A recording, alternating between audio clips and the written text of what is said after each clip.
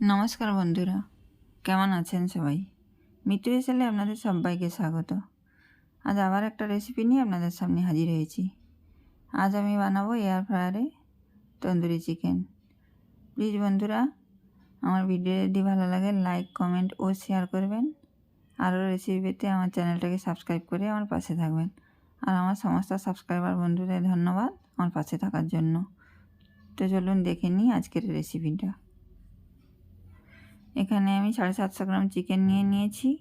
চিকেনটাকে ভালো করে ধুয়ে পরিষ্কার করে নিয়েছি। নিয়ে এইরকম ছুরি দিয়ে ভালো করে কেটে নিয়েছি, যাতে মশলাগুলো ভেতরে ঢুকে ভালো করে এরকম করে কেটে নিয়েছি। এবার এখানে আমি ম্যারিনেশন করব।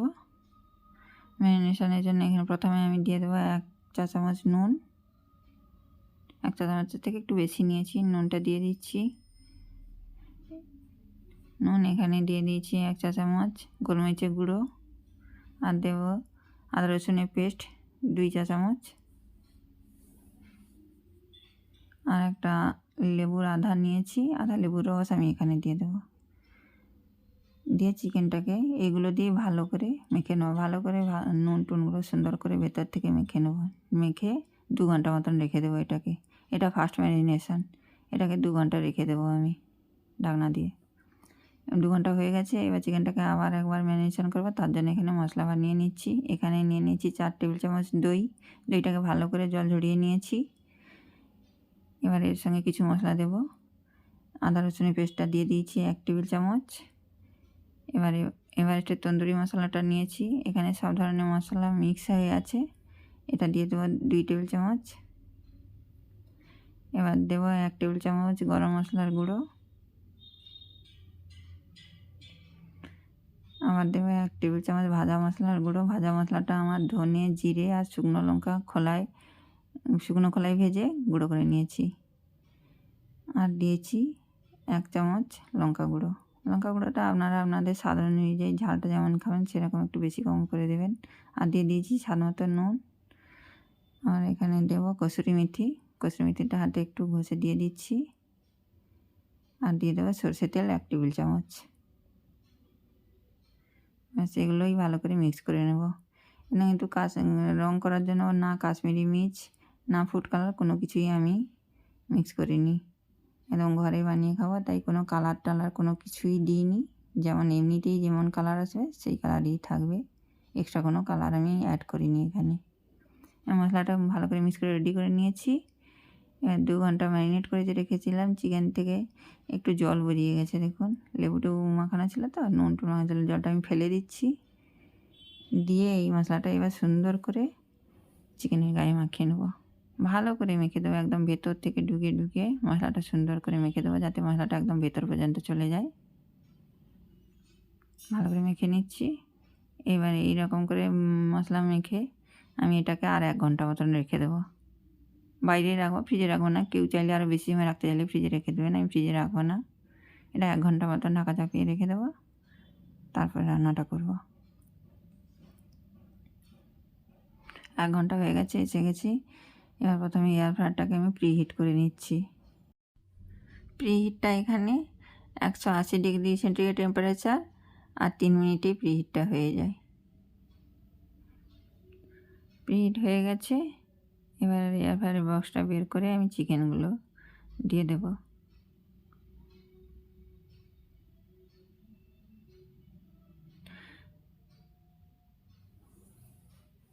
চিকেনগুলোকে ভালো করে সাজিয়ে নেব। বক্সে কোনো তেল বাটার কোনো কিছুই ব্রাশ করবো না, এমনি দিয়ে দেবো হালকা। এমনিতেই তো ম্যারিনেশনে তেল দেওয়া আছে, এখন আর তেল দেবো না। নিচে উপরে বাটার একটু লিকুইড করে রেখেছি, বাটারটা একটু ব্রাশ করে দেবো উপর থেকে।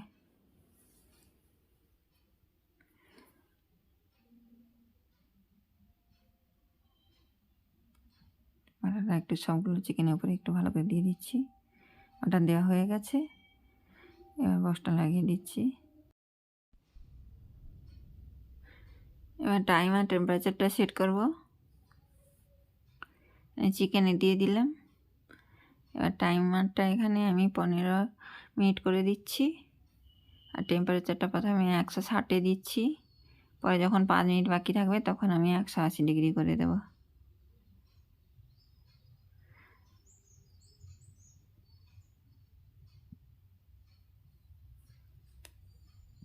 এখন 180 ডিগ্রি করে দিয়েছিলাম 5 মিনিট যখন বাকি ছিল। হয়ে গেছে 15 মিনিট। এখন বের করাচ্ছি। বের করে চিকেনটাকে উপর নিচ করতে হবে, কারণ নিচটাতে তো টেম্পারেচার লাগেনি, নিচটাকে উপরে করতে হবে আমাকে। উপরে আবার একটু করে বাটার দিয়ে দেব, হালকা করে দেব।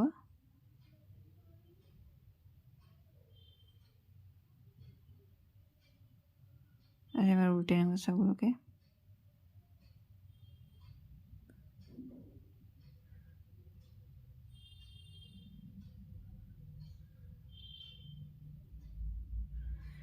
এবার উপরে আর একটু মশলা আছে, মশলাটাকে আমি উপরে দিয়ে দেব।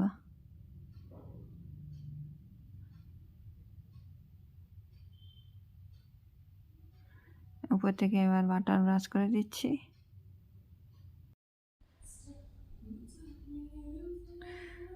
বক্সটা লাগিয়ে দিয়ে টাইমার আর টেম্পারেচারটা সেই আগের মতন সেট করে দিয়েছি। মাঝখানে একবার খুলে দেখে নিয়েছিলাম 10 মিনিট পরে কেমন হয়েছে, আবার লাগিয়ে দিয়েছি। আর 1 মিনিট বাকি আছে।